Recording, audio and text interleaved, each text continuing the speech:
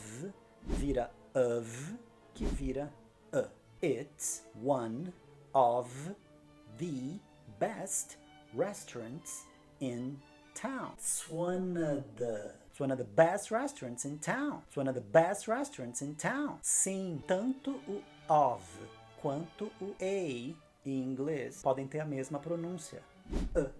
E é por isso que muitas vezes é tão difícil entender o inglês falado. Mas fica comigo que eu te ajudo. Oi, eu sou o Mr. Coelho e aqui eu te ajudo com a tua pronúncia. Existe essa ideia, né, muito comum de que em português a gente fala como escreve. Mas é mentira. Uma vez um gringo perguntou assim pra mim: O que quer dizer a palavra em português denda? Denda. Aí eu, denda? Não conheço essa palavra. Aí ele falou, Mas vocês usam o tempo todo. Muitas vezes, eu já escutei várias vezes. Aí eu falei, ué, mas não conheço. Coloca numa frase pra mim, talvez. Vamos ver se eu consigo te ajudar. Aí ele falou, A caneta está dentro da mala, dentro da bolsa, dentro da sacola. a gente fala denda, mas é dentro da, né? Nem em português a gente fala como se escreve. E em inglês também não. Só que a gente às vezes fica muito preso na escrita. E aí por isso que parece que os nativos falam muito rápido. Da mesma forma que o ouvido desse gringo acha que a gente fala muito rápido. Weak forms. Tanto em português quanto em inglês, essas palavrinhas gramaticais, os artigos, as preposições, as conjunções, então o, a, os, as, de, do, das, para, o, para, elas tendem a não ser enfatizadas quando a gente fala. Por isso elas são faladas de uma maneira mais curta. E isso também acontece em inglês, que são as weak forms, as formas fracas. Esse tipo de palavra, às vezes pronome também, e essas palavras tendem a ser faladas de um jeito mais fraquinho, não muito enfatizadas, ao contrário dos substantivos e dos verbos e dos adjetivos, que normalmente são as palavras mais importantes de uma frase e normalmente também são as palavras que a gente consegue escutar com mais clareza. As weak forms costumam ter duas pronúncias, uma forte, que é normalmente como a gente já está acostumado, e uma fraca, que é a versão reduzida dela. Em inglês, essa lista, a lista de palavras que podem ser reduzidas é bem longa. Então pode ser to, of, a, and, at, from, for. Pode ser os pronomes you, she, he, her, him, his, a grande maioria deles. A pronúncia cheia é essa que eu acabei de falar agora. E a pronúncia fraca, normalmente, vai ser pegar a vogal que seja dita na forma forte e trocar por um a. Então, por exemplo, a palavra you vira y. A palavra of vira of. A palavra for vira fur. Então vamos lá, uns exemplos aqui que eu gostaria de dar para vocês. What do you? Esse início de pergunta que é tão comum, né? What do you?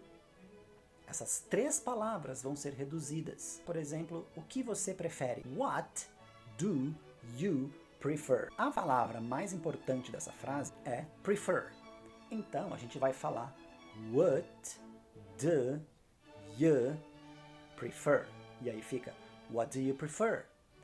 What do you prefer? What do you prefer? Se eu troco prefer por like. What do you like? What do you like? What do you like? There was a call for you. There was a call for you. Hey, there was a call for you. O que eu falei? Mais uma vez. There was a call for you. There was a call for you. There was a call for you. Agora um exemplo com of. A preposição of muito frequentemente vira of. Só que dependendo da palavra que vem depois, a gente também não vai falar esse V, ou seja, de of vira of, que vira a. Então, por exemplo, eu posso falar, é um dos melhores restaurantes da cidade. It's one of the best restaurants in town. Só que eu posso falar assim, it's one of the best restaurants in town. Oh, yeah, that one is really good. It's one of the best restaurants in town. Esse it's vira tss, tss. Aí junta ali It's one of the. Aí quais são as palavras importantes? Best restaurant town. It's one of the best restaurants in town. Normalmente, to, the, né, quando eles aparecem juntos, vira to the. Repara que a boca praticamente não mexe. To the. Só a língua. To the. Então se eu falo assim, por exemplo, nós vamos para o parque. We're going to the park. We're going to the park. We're going to the park. Quais são as palavras importantes aqui? O verbo principal, going, e o substantivo, park. We're going to the park. Se eu falo assim, I'm looking for my pen. I'm looking for my pen. I'm looking for my pen. I'm looking for my pen. Esse my também fica fraquinho. My pen. I'm looking for my pen. I'm looking for my pen. Normalmente, have to fica assim, ó. Have to.